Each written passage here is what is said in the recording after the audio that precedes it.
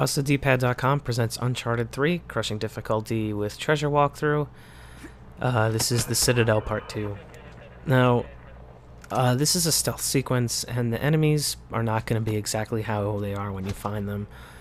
Because I died on purpose, and it's just a small little method of death abuse, because it sets these guys up for the pattern that's easiest to navigate this position. So if you want to go ahead and jump down here and die on purpose, be my guest, because this guy right here, or no, the guy I just took out, he starts in a different position, and they're actually talking something about you when this whole sequence starts. So to set them in a position to get through this easier, just die, and then, you know, the position resets and everything starts over fresh. So the first three guys are easy enough to take out. The next three guys are equally easy. Just be careful when going this route. When you get to this edge over here, stop moving when you press circle, because if you're moving and you press circle, you'll roll off the edge and you'll be stuck down below, and you're gonna have to restart the checkpoint. Trust me, I found that out the hard way. So you can pull that guy off and then stealth kill this guy.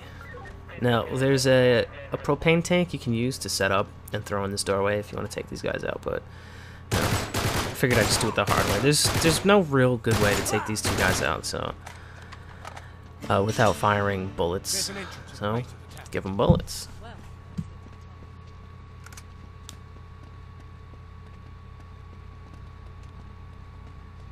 Gate, perfect. Charlie, give me a hand with this. Now, when you get to the other side of this gate, there's a ton of weapons in here. If you have the Mag 5, keep it. If you have a semi-automatic pistol, you want to pick up the Raffica pistol. It is everywhere from here on to the rest of this chapter, and you should definitely pick it up. It's a burst fire pistol. It does really, really good work against just about anybody. There's a treasure right there. Also, pick up the AK-47 if you don't have the Gmal like I do. I really like this gun, so I'm gonna stick with it. Now, this fight up here is kind of weird, and I really don't like how it turned out in the recording, because there is a armored shotgunner that jumps down from over there.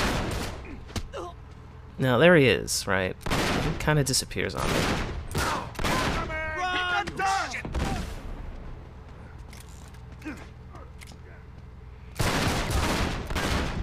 Now, I know it seems crazy, but this fight isn't very difficult, and the best way to get past it is to just circle around this middle column here and do some running and gunning if you so wish. But there's really no good cover point and no good way to sneak up here. I've tried. Now, if you know a way to get up here, I mean, feel free to leave it in the comments, but based on my experimenting and playthroughs, there's really no good way to handle this part. Now, here's a scripted event that takes place that knocks you out. There are a couple guys on the top of this tower that are going to start shooting at you, and there's one or two guys on that platform to the right that are going to start shooting as well. Now, you do not have to take out any of these guys. Alright. The guy at the top is the one that you want to be aware of the most, so really only try to move when he's reloading. Don't be as ballsy as I am, but you can really rush through this sequence. Just make sure you hold on to these pillars, because these are the safe places, and it's the only real good way for you to regenerate your health.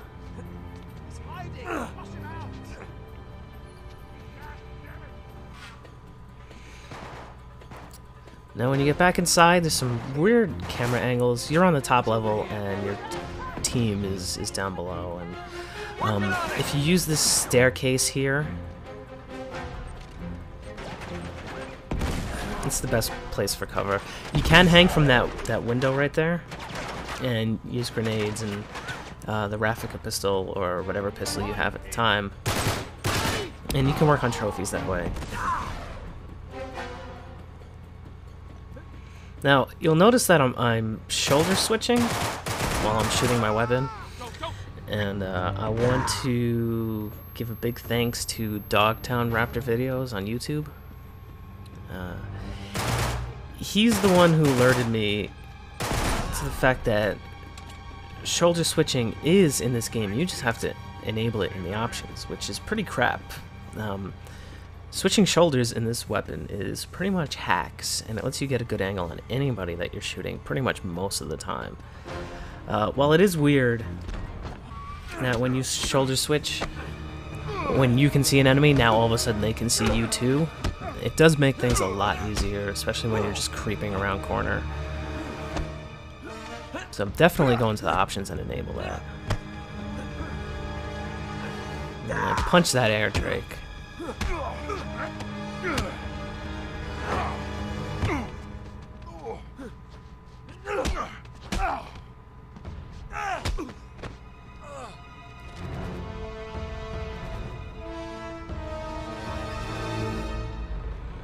Okay, now when you get to the top, I'm going to go ahead and drop a little bit of fast forward because there's really not much going on here. You just look up at the stars. If you haven't played through this sequence yet, just make sure that in order to use that scope, you have to be standing on that little mark right there on the floor, or else you won't have the option. And Cutter over there will be like, "Are you going to use the friggin' scope or what?" And you're like, "Yeah, I'm going to use it," but you can't use it.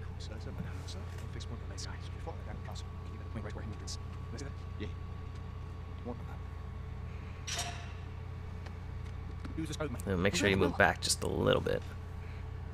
Found it. By now, it's even defended entrance. Should be directly below the North Star. There it is. Yeah, shoot it. Alright, once this is done, you're going to have to do a little bit of running. This isn't too bad. After the running, there's some sniping to be done.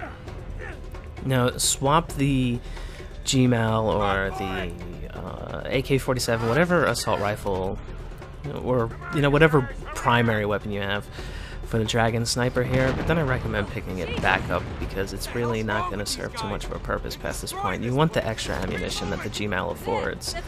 Plus, it's just as good at getting headshots as the Dragon Sniper is. So when you pick the sniper up, I recommend just standing here. You don't really have to take cover because some of the rocket launcher guys are below you. And you don't have to really use the scope using this weapon either. Just aim the reticle on them and pull the trigger. Just be careful, a direct hit with the RPG will kill you. So if one is coming your way, just do your best to get out of the way. That's why you want to stand back here, because most of them, when they're fired from below, will either soar over your head, wow, that was really close, or they'll hit that facing below.